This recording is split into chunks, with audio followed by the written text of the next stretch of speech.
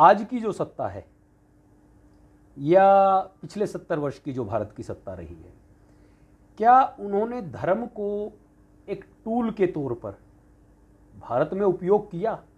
और जो संवैधानिक विचार करने की अपेक्षाएं संसद के सदस्यों से देश की रही है, क्या वो उसके नज़दीक आकर कहीं काम कर पाए? देखिए, कांग्रेस संस्कृति में भी बहुत सारे लोग ऐसे थे जिन्होंने धर्म के आधार पर कोई बड़े पूर्वाग्रह नहीं पाले। एक नहीं, बहुत लोग थे कांग्रेस संस्कृति में थे। इवन स्वयं इंदिरा गांधी जी भी देखिए, वह पूजा करती थी, ध्यान साधना करती थी। उनके अल्मोड़ा के एक दिन मैंने भाषण को पढ़ा तो उसमें प्रो हिंदू बातचीत बहुत ज़्यादा है। तो उस वक्त का जो कांग्रेसी कल्चर है उसमें बहुत सारे लोग इस प्रकार के थे, लेकिन धीरे धीरे कांग्रेस में एक सॉफ्ट मार्क्सिज्म आने लगा और उसमें क्या हुआ कि रिलीजन जो है ये पर्सनल चीज़ है, ऐसा कहा जाने लगा। नेहरूवियन आइडियोलॉजी वो कांग्रेस की आइडियोलॉजी नहीं है। नेहरूवियन आइडियोलॉजी अपनी एक अलग आइडियोलॉजी है।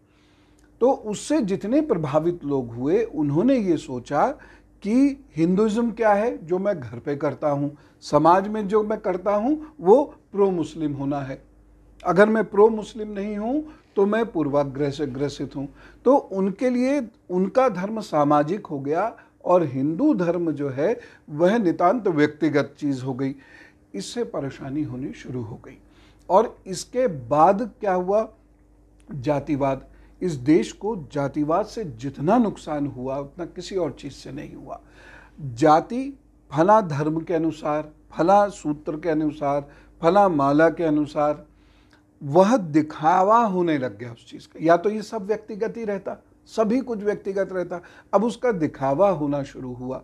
जैसे ही दिखावा होना शुरू होता है ये तय है कि अब दुरुपयोग होगा। अभी कुछ समय पहले ही स्वामी विवेकानंद जी का जन्म दिवस था। उसको सेलिब्रेट करने के लिए किसी एक राजनीतिक वर्ग ने बड़ी मूवमेंट शुरू की। तो स्वामी विवेकानंद जैसे व्यक्तित्व पर आरोप भी लगने शुरू हुए जी।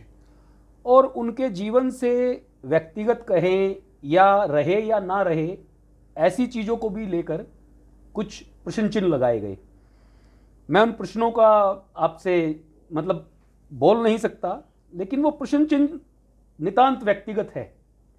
समाज पर उनका क्या असर पड़ना है, जब आप उसको सामाजिक दायरे में लाते हैं वो तभी पड़ता है। लेकिन क्या राजनीतिक दुरुपयोग स्वामी विवेकानंद का शुरू हुआ और उसकी प्रतिक्रिया में दूसरे राजनीतिक वर्ग ने स्वामी विवेकानंद के नाम को कहीं ना कहीं खराब करने की कोशिश की? देखिए, संत जो होते हैं या सोशल रिफॉर्मर्स जो होते हैं ये सबके होते हैं, वीर सिपाही सबके होते हैं, और इसका कोई भी व्यक्तिगत कारण से इस्तेमाल करना ही नहीं चाहिए। जैसे इस्तेमाल होगा, और ख़ास तौर से राजनीतिक रूप से जैसे ही एक वर्ग इस्तेमाल करना शुरू करेगा, दूसरा वर्ग चूंकि वो माध्यम बन जाएगा तो दूसरा वर्ग उस माध्यम पर कुठाराघात करना शुरू करेगा। स्वामी जी एक ऐसी हस्ती हैं जिनको 100 मेकर्स ऑफ अमेरिका में शुमार किया जाता है।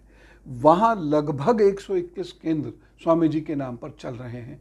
वहाँ पर जो रोड शिकागो जाती है उस रोड का नाम स्वामी विवेकानंद रोड है अमेरिका में। उसके साथ साथ टर्की में, इजिप्ट में, ब्रिटेन में, रशिया में स्वामी जी का कितना नाम है, और लोग इनको पढ़कर अपने गम दुख दर्द भूल गए और जीवन को एक रास्ते पर उन्होंने डाल दिया। भारत में आप देखिए कि जिस व्यक्ति ने भारत को एक चेतना दी, भारत को गर्वानुभूति कराई, भारत के युवाओं को ये बताया कि तुम में प्रबल ऊर्जा है, तुम तेज पुंज हो, और तुम विज्ञान भी पढ़ो, अध्यात्म भी पढ़ो, और तुम क्या नहीं कर सकते, जिसने वह चेतना दी, जिसने तिलक जी को चेतना दी, जिसने सुभाष जी की माता जी को और सुभाष जी को चेतना दी, जिसकी चेतना से गांधी जी और अरबिंदो घोष जी प्रभावित हैं, उस व्यक्ति को यहाँ राजनीति में घसीट लिया गया। बजाय इसके कि उन्हें सिलेबस में पढ़ाया जाता, बजाय इसके कि उनके वेदांत को, खासतौर से प्रैक्टिकल वेदांत को समझा जाता। हमने उन्हें राजनीति में डाल दिया। और यहाँ तक मैंने केरल में एक जगह स्वामी जी का चित्र देखा, वहाँ वो श्वेत वस्त्रों में है। क्यों? भगवा नहीं पहनाएंगे, भगवा पहनाएंगे तो ये भाजपा का रंग हो जाएगा, इसलिए श्वेत वस्त्र में है। अब एक सन्यासी, एक राष्ट्रभक्त संत, एक योद्धा सन्यासी के साथ इस प्रकार का अत्याचार हो रहा है, तो ये तभी रुकेगा जब राजनीतिक दुरुपयोग उनका रुकेगा। वो सबके हैं, पूरी दुनिया, कोई भी संत है, किसी भी धर्म का मैं कहता हूँ, वह पूरी दुनिया का संत होता है। हम सब लोगों को उससे सीखना चाहिए। वो सोशल रिफॉर्मर है तो पूरी दुनिया का सोशल रिफॉर्मर है, तो हमें उनसे सीखना चाहिए। हम अब्राहम लिंकन से सीख रहे हैं, है ना, लेकिन हम स्वामी जी से नहीं सीख रहे, जबकि पूरी दुनिया स्वामी जी से सीख रही है। ये कहीं ना कहीं राजनीति जब किसी चीज़ का उपयोग करती है तो राजनीति में जो प्रतिद्वंदी होते हैं उस चीज़ का उपयोग रोकने के लिए कई बार झूठ और सच कहकर किसी भी बड़े व्यक्तित्व को भी दोषी बताने की कोशिश करते हैं। ये दुरुपयोग अभी तक रुक नहीं पा रहा है, लेकिन जो धर्म से और अध्यात्म से जुड़े हुए लोग हैं, मेरा मानना है वो व्यक्तिगत विषय होते हैं। सामाजिक रूप पे जब सत्ता किसी आध्यात्मिक व्यक्तित्व को लेकर आती है तो सत्ता के साथ जो विपक्ष खड़ा होता है वो कहीं ना कहीं उस पर दोष लगाना शुरू कर देता है। इस दोष से बचने की आवश्यकता है। आपने हमें बड़ी दिशा दी, आपका हार्दिक धन्यवाद है। अध्यात्म के विषय को लेकर हम आपसे भविष्य में भी मिलते रहेंगे। जी, बहुत स्वागत। और बहुत महत्वपूर्ण प्रश्नों के आपने उत्तर दिए, इसका हम अपने दर्शकों की तरफ से आपको धन्यवाद करते हैं। जय हिंद, जय भारत। जय।